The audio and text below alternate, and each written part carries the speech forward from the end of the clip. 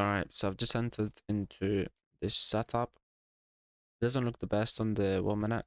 Like, just a little bit of inducement here. No imbalances, unfortunately, but the actual setup itself, it's good. If I go to CTrader, I'm risking 0.9% as well. So if this goes hits TP, it will be almost, I think, 3%. I think I should be targeting internal structure. So it'll be 2.3% for the first setup on this account. I'll come back with the result of this setup.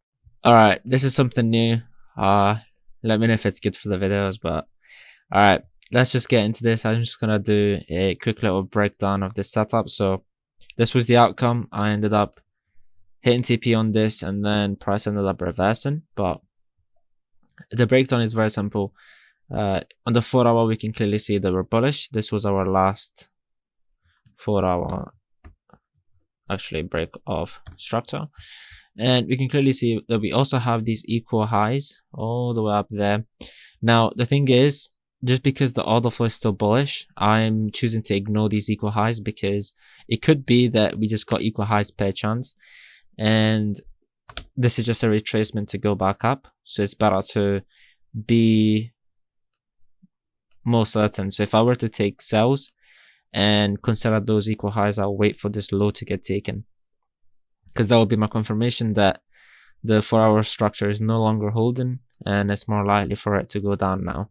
But yeah, so we got a 4 hour imbalance reaction. Coming into London session, we had a 15-minute change of character, and price had already retraced into a discounted zone, and we can clearly see we had an imbalance. And then on the 1 minute time frame, quite easy, very easy. Change of character, that's our indication that we're now in a bullish trend. Change of character, break of structure, BOS, and then we have another break of structure. So as you can see, this is quite close to when the 15-minute structure is about to get taken out. So I just waited for price to give me some confluences. Now clearly here we had an imbalance. I was waiting for it to create inducement, which it clearly did here. Then I waited for the extreme POI to get mitigated, and I took my trade off that. Now, had I actually waited for the utmost extreme, which I think I should have, I could have got how much ARA? Let's have a look real quick. That would have been 1.3.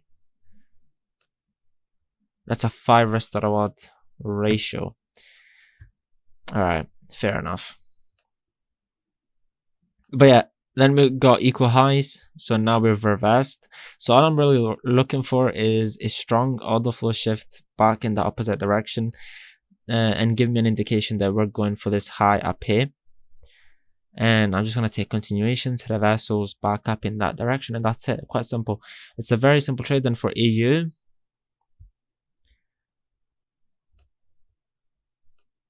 I had this fractal marked out, but I didn't take it just due to the fact we're in a discounted area on the 4 hour time frame, and it can reverse at any moment. So it just didn't look that great. But now looking back at it, because of what the XY is doing, it's most likely going to go hit TP, I hope.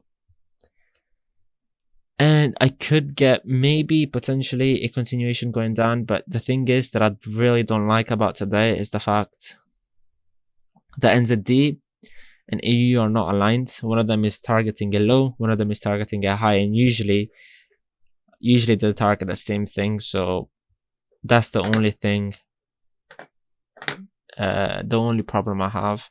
But yeah, that's pretty much it for today. So far, I'm up 2.3% on the funded. We'll see what happens later today, because New York session has started. So we'll see what happens, and yeah, I'll see you if there's any other setups.